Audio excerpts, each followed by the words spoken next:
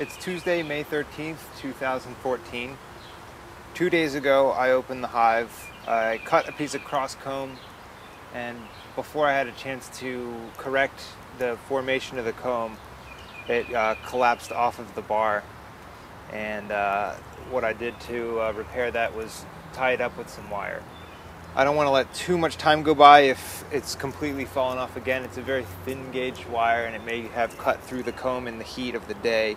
So I'm gonna open up the hive and just re-inspect it after 3 days.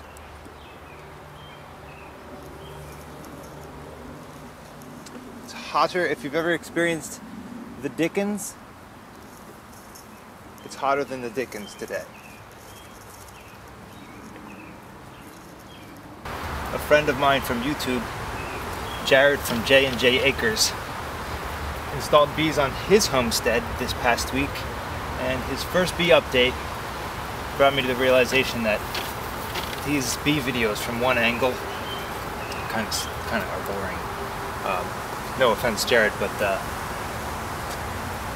so I'm going to try and spice up the angles here a little bit. I know not everyone has access to a lot of cameras and the copious time that I have, so I'm not criticizing. I just came to the realization that I could make this a little more exciting.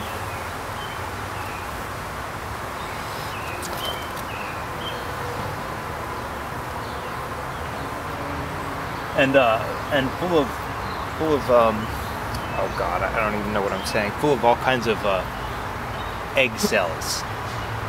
I'm doing research. I mean, this is one of the reasons I just kind of dived into beekeeping on my own without consulting professionals and stuff, because this is how I learn. I go in, I find my failures, and then I figure it out from there. I can't sit and learn every fact about something before I proceed into it.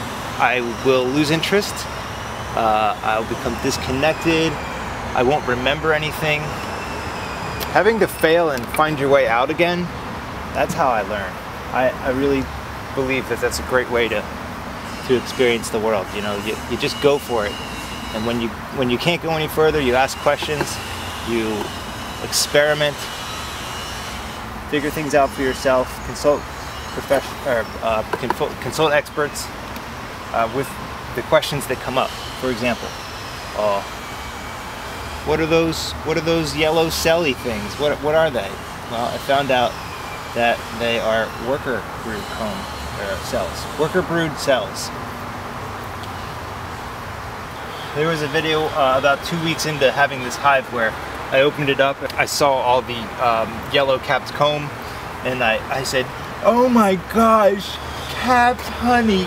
I can't believe how much capped honey I have." My goodness, I had no idea that I would have capped honey this early. Look, capped honey, 2 weeks, 2 bleeding weeks, capped honey. And I go back and watched that video laughing at myself, because it's silly. It's silly. You can see down here, I guess some comb fell, or they disconnected it, but they've built it up against the side of the hive in there. That's fascinating to me. It's probably a huge problem. Oh, Ian and your bees, you silly. Okay, so this is the actual comb that came off of the bar. And try and release it from the side. It's okay, it's okay.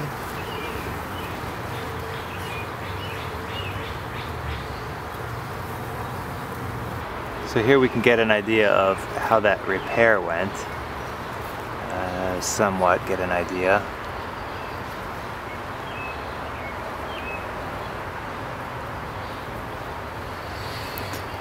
Actually, it's not showing up as well on the camera, but I can see quite well with my eyes. I think the repair went pretty well. They're engineering masters. You can see from this angle just about how much it sticks out on this one side here. I mean, ideally it would be flush, straight down from the edge of the bar, straight down, but it kind of sticks out a little bit, and it recesses a bit into the center. I can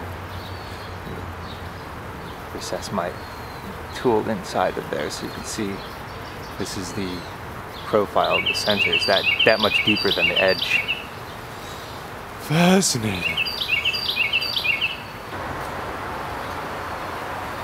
One thing that worries me, swarm. What if my hive swarmed and I lost this wonderful genetic strain? You know, maybe to be replaced by like some nearby Montgomery County crab hive with like monsters. Degenerate DC bees, who knows?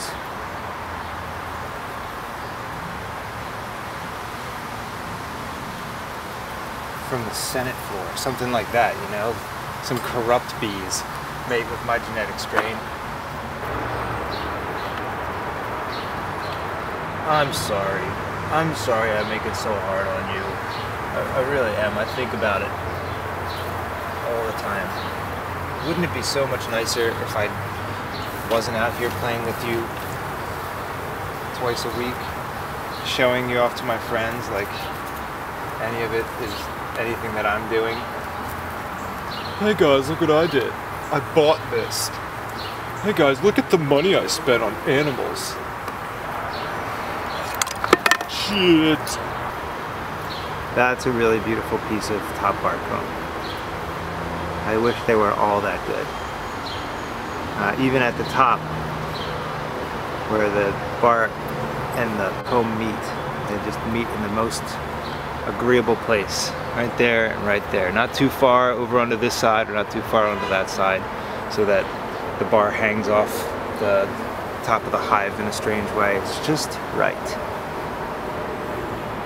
Oh, my friend Jared from J&J Acres, that's his YouTube channel name. You can find him at J&J Acres.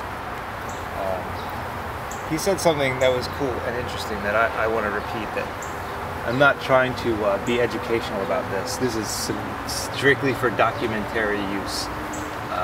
If you find this type of thing entertaining and you enjoy watching it, thank you. And I'm glad I can provide that to you.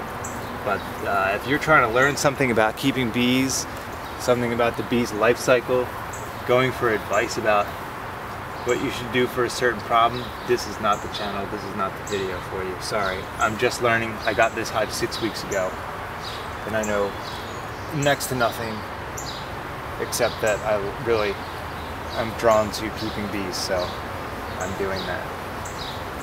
I'll pop this bar back in. Done gawking at it, looking for the queen, in fact, is my purpose.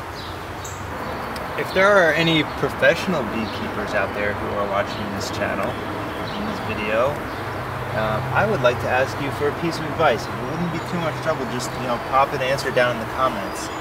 What about ants? I have a box full of sweet honey right here, and ants I can see kind of crawl on the top bars, and they're crawling on the blocks underneath. I don't have like a big trail of ants like into the hive all the time that I'm worried about. I'm just curious, how do bees deal with ants? Thanks.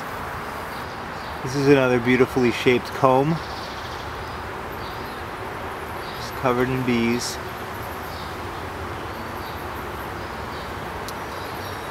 I don't see the queen on this side.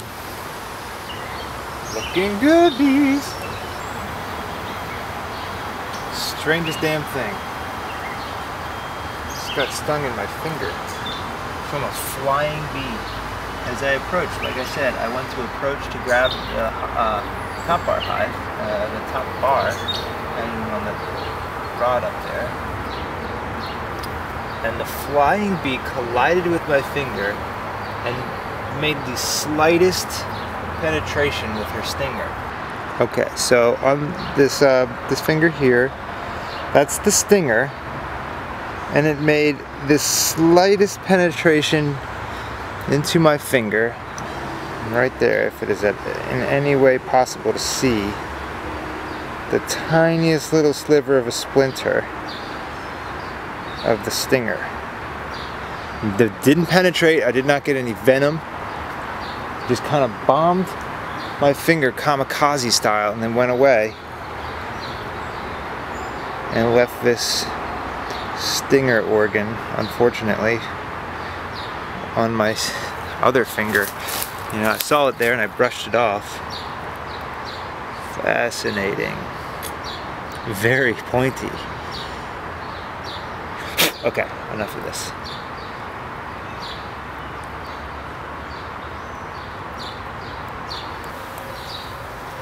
I don't smell like danger.